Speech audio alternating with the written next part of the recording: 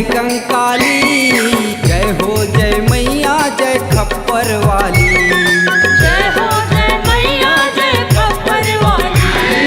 जय हो जय मैया जय खप्पर वाली।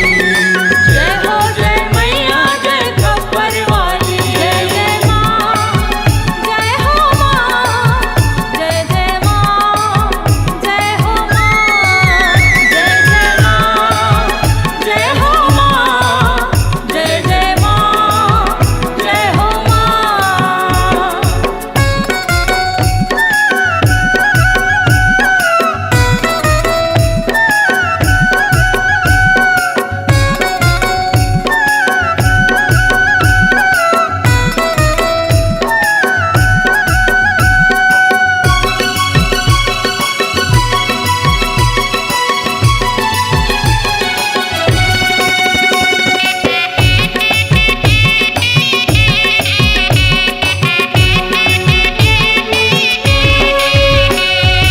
अंग हवै दाई के बिरबीटकारी, अंग हवै मैया के बिरबिटकारी।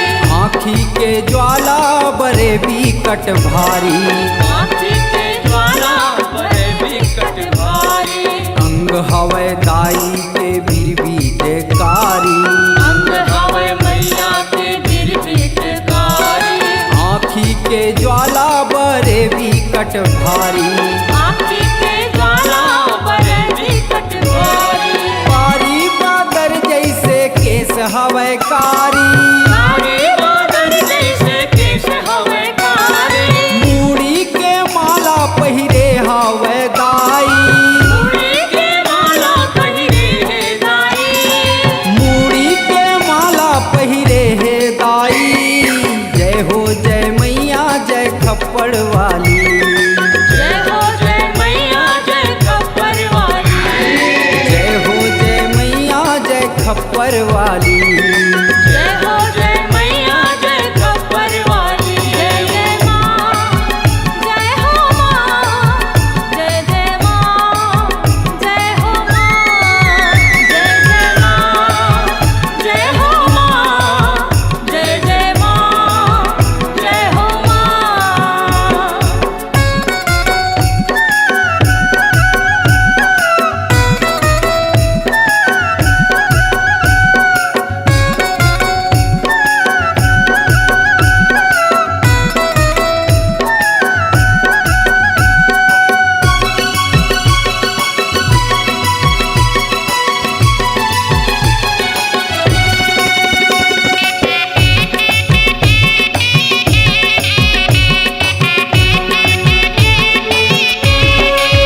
हाथे में हे खाड़ा धरे कटारी, हाथ में है खाड़ा धरे है कटारी। चक्र धरे तिरछुल गदा धरे भारी। चक्र धरे त्रिशूल गदा धरे भारी। हाथे में हे खाड़ा धरे कटारी, हाथ में है खाड़ा धरे है कटारी। चक्र धरे तिरछुल गदा धरे भारी। चक्र धरे त्रिशूल गदा धरे भारी।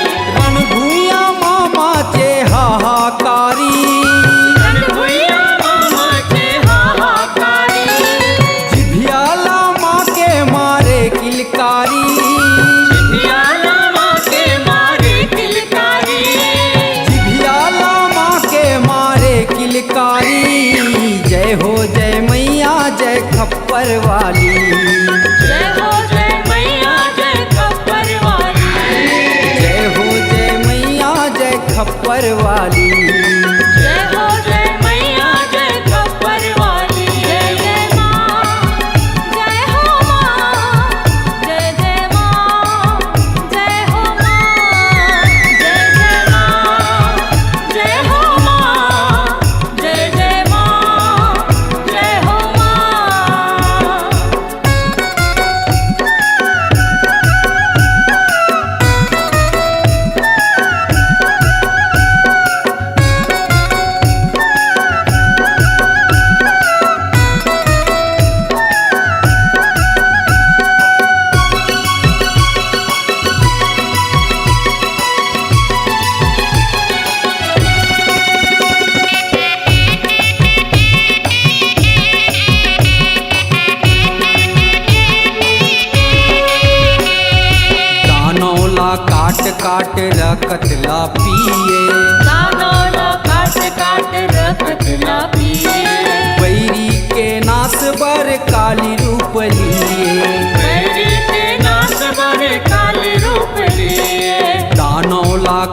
काट रखत ला पिए, दानोला काट काट रखत ला पिए, बैरी के नास बर काली रूप लिए, बैरी के नाश बर काली रूप लिए, गजब ढाए हैं जग के महतारी, गजब ढाए हैं जग के महतारी, रूप दिखे विकराली जय हो काली, रूप दिखे विकराली जय कंकाली, रूप दिखे विकराली जय कंकाली, जय हो जय मैया जय खप्पड़ वाली, जय हो जय मैया जय खप्पर वाली, जय हो जय मैया जय खप्पर वाली।